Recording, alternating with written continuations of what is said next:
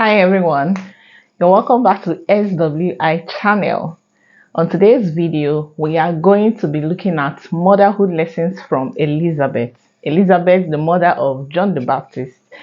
Yeah, so there's a ton of lessons to learn from that very interesting woman who happens to be a character in the Bible.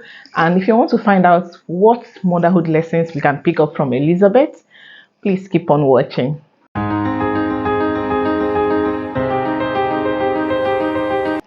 Okay, so the number one motherhood lesson I am picking from Elizabeth is that she was a deeply spiritual woman. Yes, Elizabeth was deeply spiritual.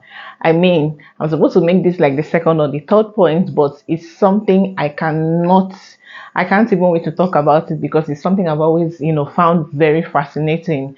If you would remember in the story of, the birth of John the Baptist and how the angel visited her husband, you would know that during the visitation of her husband, who was a high priest, the angel gave the name of the child to the husband.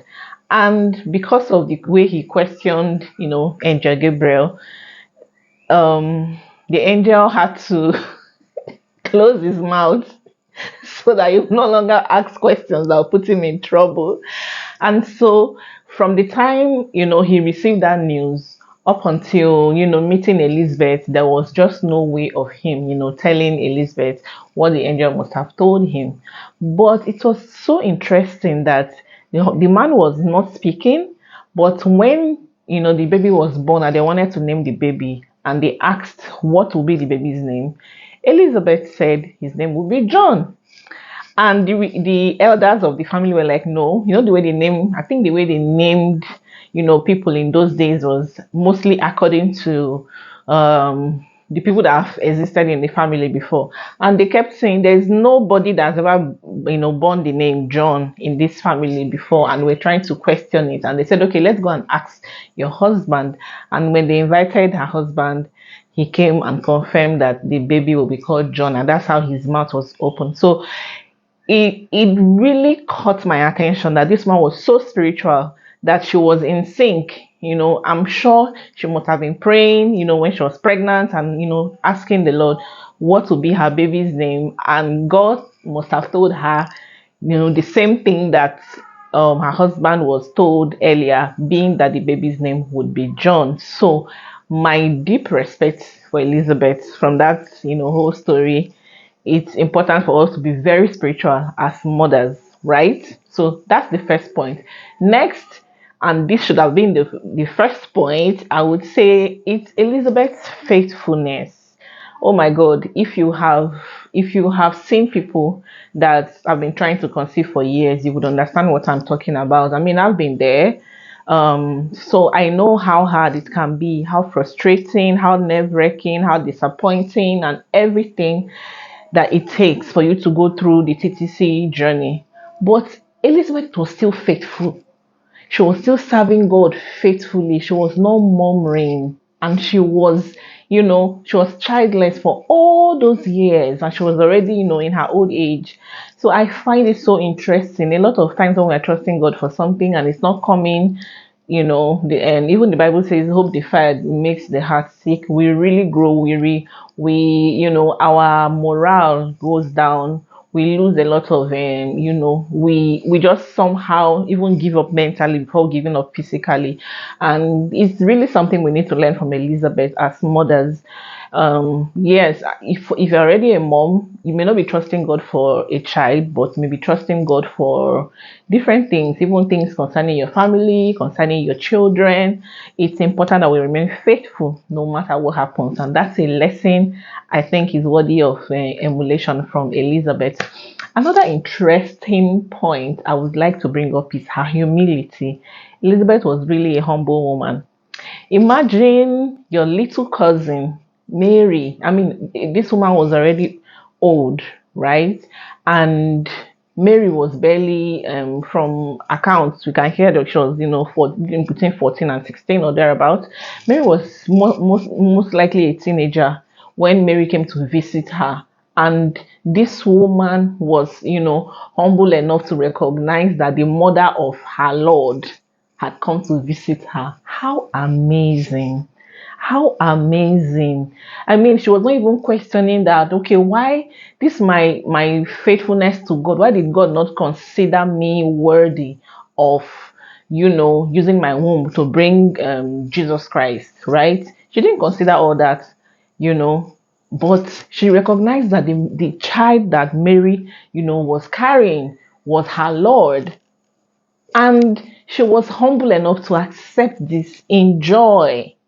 Oh my God, I don't know why I'm so blown away by this, but I find it really, really, really, really interesting, right? It's really humbling to understand that this woman's heart was so pure, so pure. And yes, it's something we should emulate from her. And then, of course, another point is her submission to God's plan. Elizabeth was told of, this child is going to be filled with the Spirit of God from the womb. He's going to do this, going to do this, going to serve God.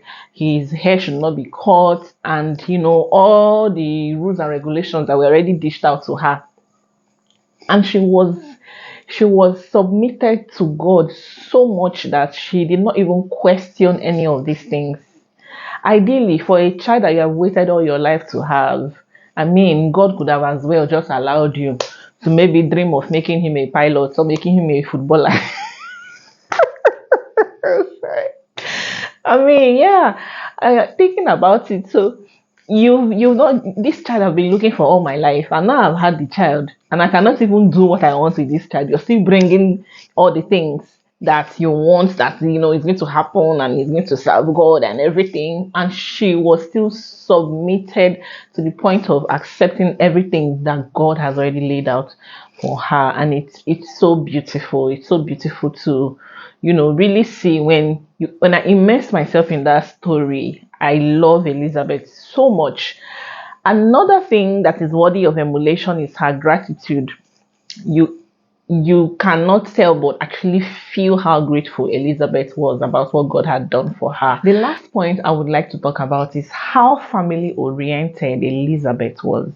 Yes, we see from the account that Mary visited, or of course she was already, I mean, Elizabeth was 6 months gone before Mary visited, but then it's recorded that Mary stayed with her for a very long time till she was almost due before she left. And it's interesting because this tells you how accommodating Elizabeth was.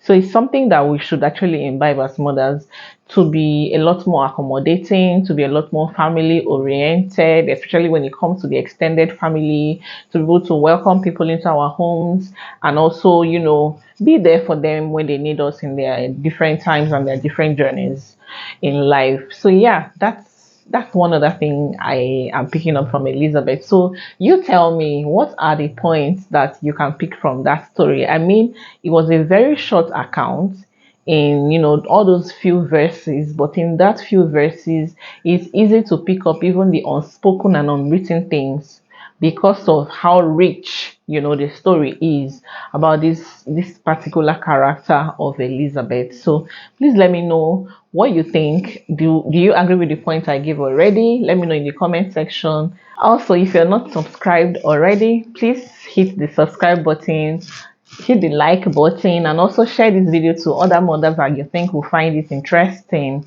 Until I see you in the next video. Bye.